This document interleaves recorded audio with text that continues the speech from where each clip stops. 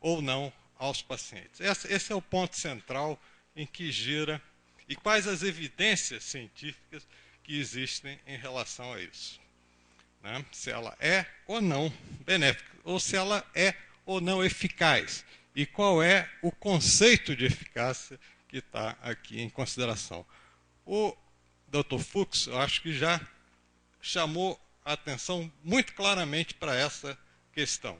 Eficácia é uma perda de peso adicional àquela conseguida com as outras intervenções, a dieta, o tratamento, ou eficácia é alguma coisa além disso?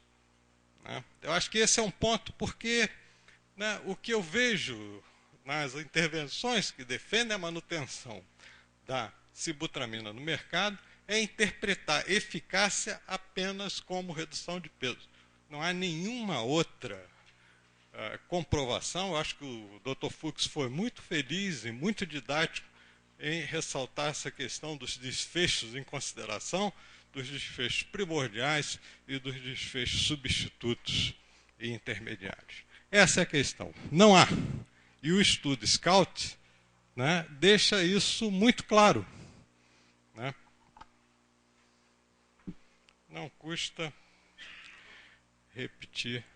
Como é que avança isso? Aqui é as possíveis intervenções, né, são um diagrama bem didático, como se poderia, de alguma maneira, né, intervir nessa questão da obesidade.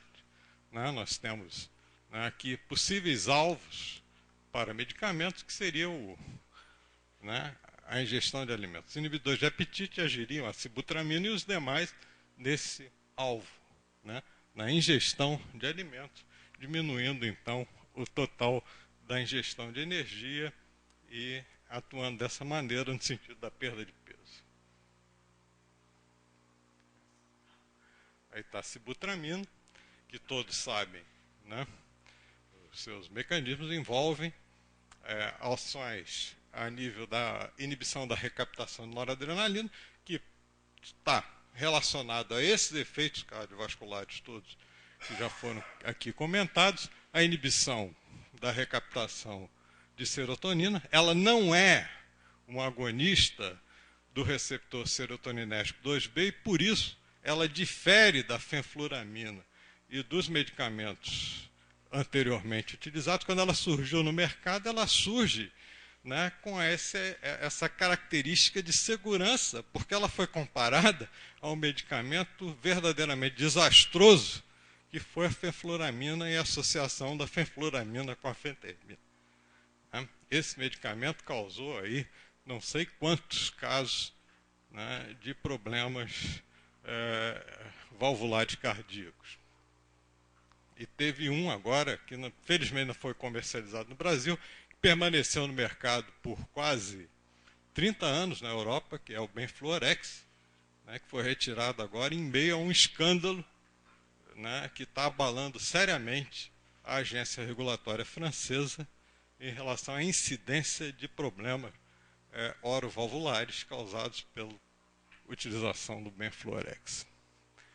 Bom, não vou me alongar com isso, apenas o que todos já viram aqui várias vezes, né? A questão também aqui ressaltada, algumas vezes interpretada erroneamente, sobre, né, os efeitos sobre a perda de peso, né, após o período inicial de lead-in, após a randomização, há uma manutenção com uma ligeira tendência a aumento de peso com placebo.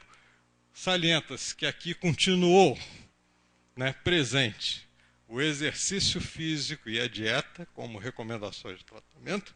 Esse grupo placebo continuou a receber esse tratamento. E o grupo sibutramina. Um dos apresentadores faz uma comparação, né, desses resultados, atribuindo essa manutenção, né, da perda de peso, né, no placebo ao tratamento prévio com a sibutramina, mas essa comparação não é cientificamente válida porque ela não está sendo feita no bojo do mesmo estudo, em paralelo. lança-se extrapolações a respeito de outros estudos. A questão do efeito sobre a pressão arterial sistólica, claro, muito claramente mostrado também pelo Dr. Fuchs, o efeito sobre a frequência cardíaca. Isso explica. Essa aqui é a conclusão do estudo. O estudo SCOUT é um estudo, eu diria, cientificamente íntegro, muito bem desenhado, excelente estudo.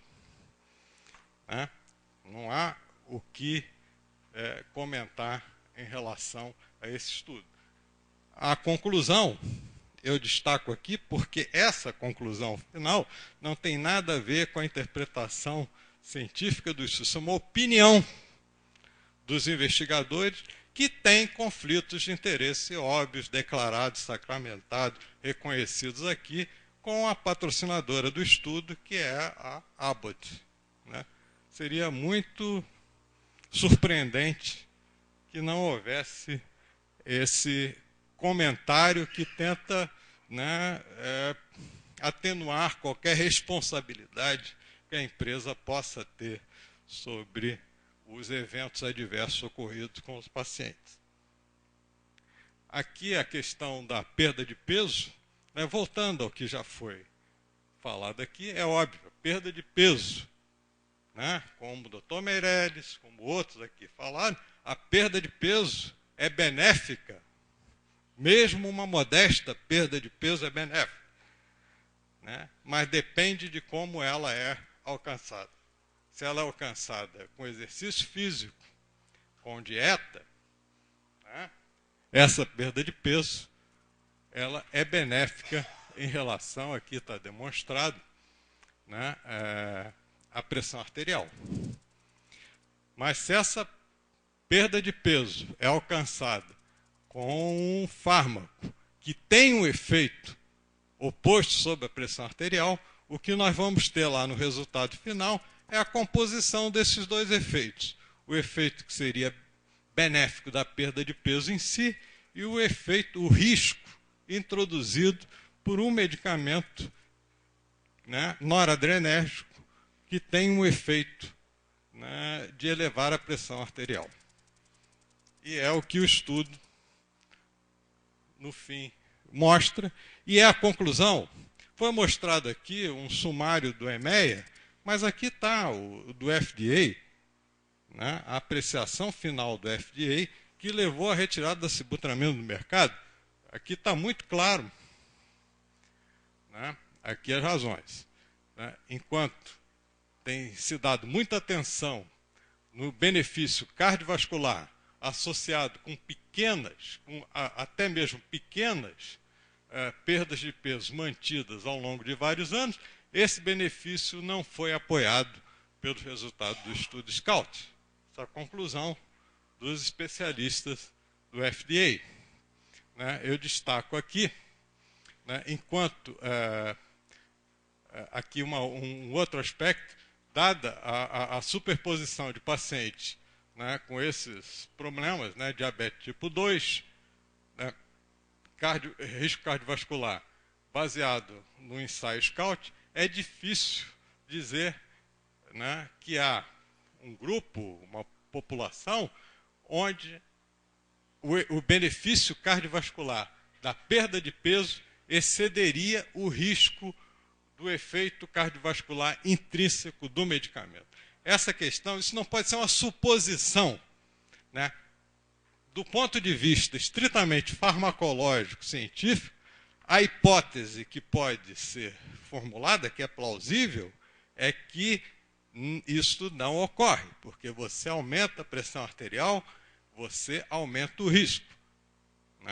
Isso em qualquer grupo de paciente. Essa é a hipótese científica, que não foi rejeitada por nenhum estudo clínico adequadamente controlado. Outras hipóteses diferentes dessas devem também ser submetidas a um estudo. Não se pode apenas apresentar uma hipótese que, no caso, não tem plausibilidade científica de que haveria um subgrupo né, entre esses pacientes que poderia se beneficiar, sem que isso seja demonstrado por um estudo adequadamente controlado.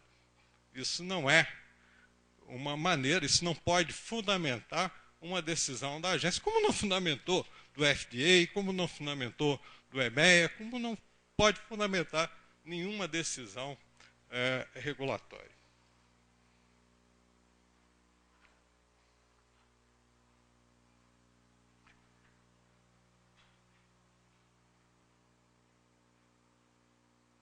Então, aqui eu destacaria que reduções de peso obtidas com inibidores de apetite, isso vale para sibutramina e para os demais, né, não são necessariamente traduzidas em benefícios à saúde a longo prazo. Esse é o objetivo do tratamento.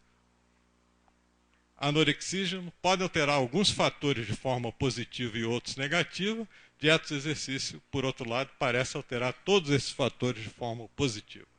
A questão aqui também não é contrapor, né? A questão tem vindo aqui à tona nessas discussões, né, a falta de opções terapêuticas. A falta de opção terapêutica não é justificativa para a manutenção de um medicamento ineficaz ou de eficácia não comprovada no mercado.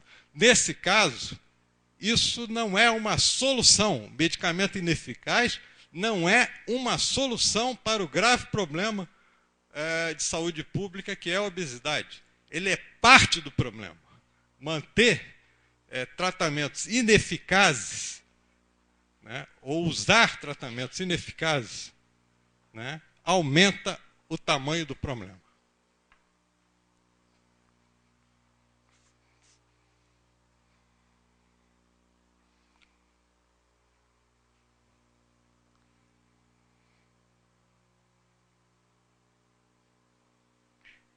Bom, eu não vou avançar mais nisso, né, da questão do conflito de interesse, né, mas eu só queria finalizar, né, salientando essa questão da autonomia, que uma proibição, a obrigação da agência regulatória, né, é primordialmente com o paciente. E a missão dela, né, na área de medicamentos, é atuar de modo que apenas medicamentos que sejam benéficos para o paciente permaneçam no mercado, cujo benefício para o paciente seja demonstrado pela melhor evidência científica disponível. Essa é a missão da Anvisa, essa é a missão que a sociedade confiou a gente. Isso não é algo que deva ser decidido pelo médico. Eu discordo. Isso não fere a autonomia do médico. O médico tem autonomia desde que a sua atividade seja balizada pelo melhor conhecimento científico. Essa relação de consumo de medicamento é uma relação de consumo complexa, né? O paciente, né, não tem condições de avaliar plenamente todas essas características técnicas que nós estamos discutindo aqui. Né? Há uma série de interesses comerciais intervenientes contrários ao interesse do paciente. Portanto, a atuação de um órgão regulador como a Anvisa, como o FDA, né, nos Estados Unidos, lembra, os Estados Unidos é o país do liberalismo econômico e é o país onde essa regulação surgiu e avançou e é um modelo para o mundo todo. Então, isso não é um argumento aceitável, né, que a proibição de um medicamento, né, pela Anvisa cerceie um direito à autonomia do médico ou direito ou autonomia do paciente. Essa é a obrigação da Anvisa, né, em relação à sua missão conferida pela sociedade. É isso que a sociedade espera da agência regulatória, né, a menos que haja uma evidência científica de que esses medicamentos são benéficos para o paciente e isso seja demonstrado, né, pela melhor forma possível, com base científica, nos estudos clínicos controlados, não é aceitável que esse medicamento permaneça no